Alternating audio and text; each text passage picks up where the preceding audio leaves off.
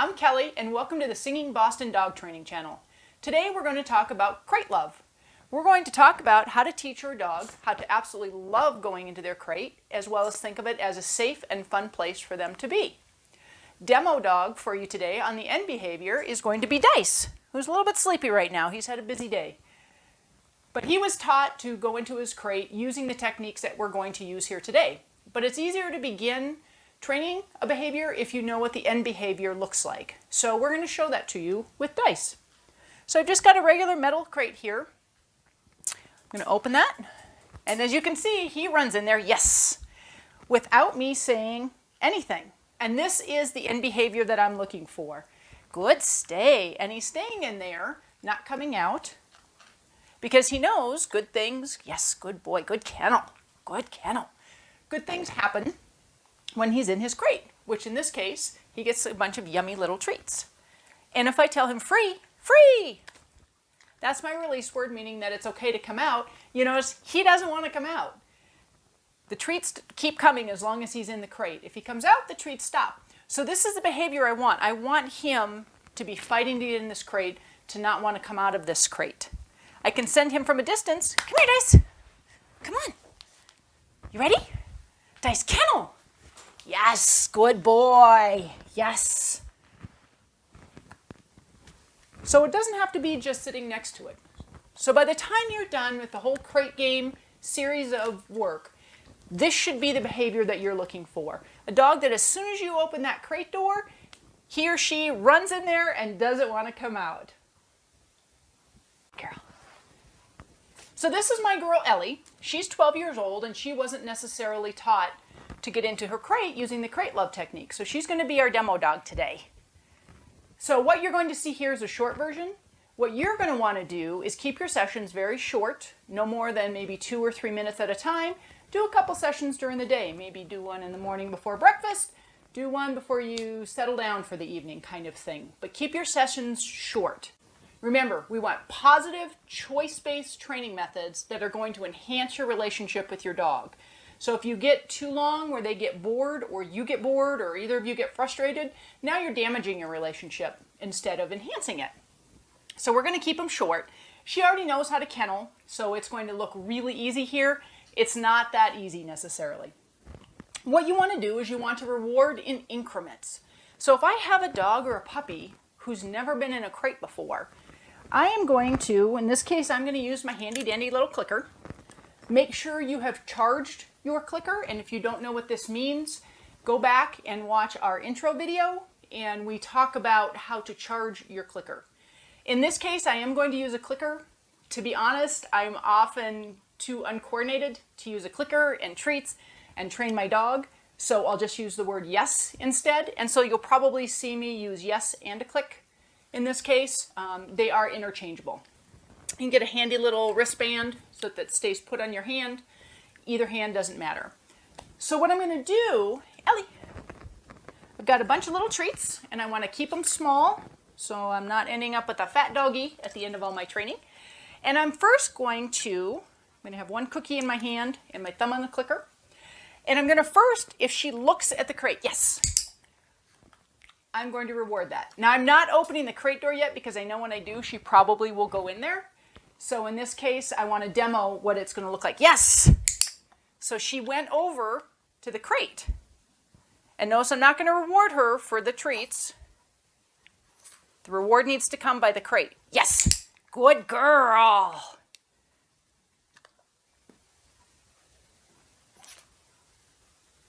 Yes, good girl. As she starts getting better and better with the behavior, so if she automatically starts running over to the crate, I'm not going to reward that anymore. You're going to take that bar up slowly.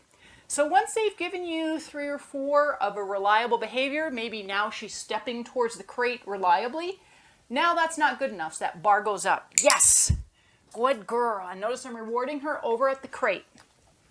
So then I need her to take a step closer to the crate. And she's after my hand. There's nothing in my hand because she's, think of it as your dog is a working dog. Yes, good girl. So now you want to start with the crate door open. Yes, good girl. I did not because I'm afraid she's going to run in there and I'm not going to be able to show you. Yes, good girl. Yes, good girl. So she came out, reward stops. No, now she's offering some other behaviors. But she's only going to get rewarded, and notice I'm not telling her to leave it, or I'm not telling her no, I'm just simply withholding the reward.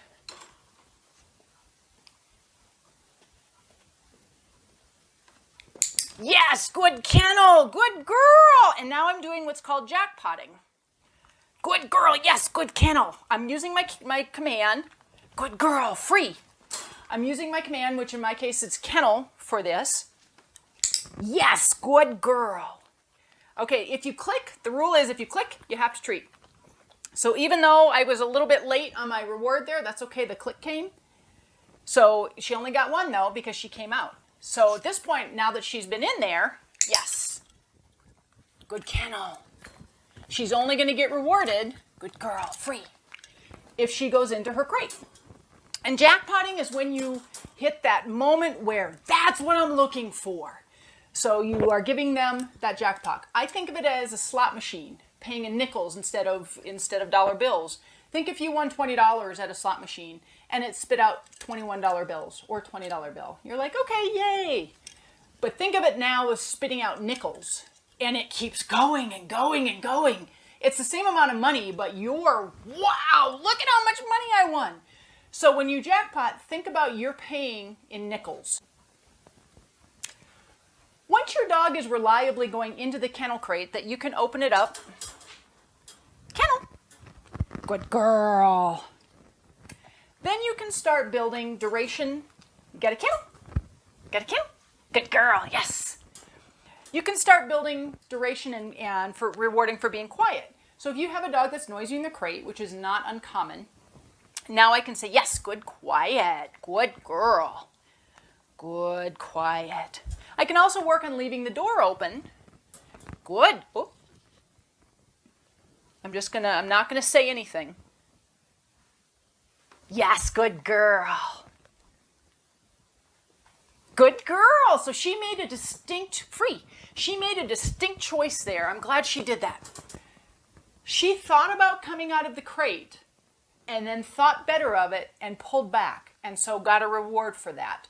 So what I want a dog who doesn't necessarily want to come out of their crate. So if I'm someplace and a crate door got accidentally left open, which happens to the best of us, then hopefully she will stay in there. She's been rewarded for whether the door's open or the door's closed. She knows she needs to stay in her crate. And just a quick word on treats. For goodness sake, don't use your plain old boring potty cookies, the milk bones and the heart treats, whatever they are. Get something really yummy. Get something they don't get all the time. Get something that doesn't crumble. Get something that you can cut up into little tiny pieces. You probably can't even see this, it's so small. Ellie weighs about 10 pounds, so I have to keep her treats pretty small when I'm training her so that she keeps that nice, slim, little girlish figure there. But when it's all said and done, and you've built the behavior, you should have a dog that loves to go in their crate, that as soon as the door opens, they're running into the crate. You can't get them out of the crate, just like Dice when we saw the end behavior. Because we're going to use our positive choice-based training methods, and we're always going to be working to build our relationship with our dog and not do any damage. Can you give me sing? Give me sing!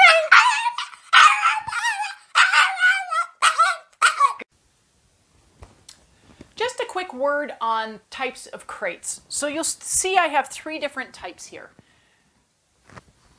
I've got the wire one that we used for the training. I've got a soft-sided crate, and I've got a hard plastic crate.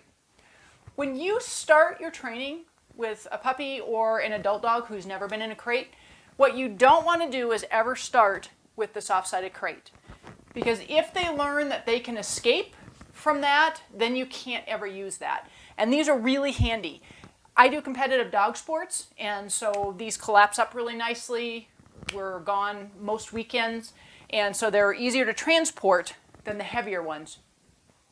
But once they learn that they can chew or scratch or bite their way through, then you can't use those anymore. And then you're committed to having to use the hard-sided crates.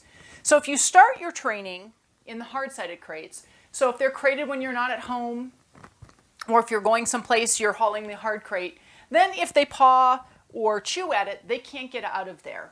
And then once they're reliable in here and you see them go in, you're rewarded for being quiet in the crate, they relax, it's their safe spot.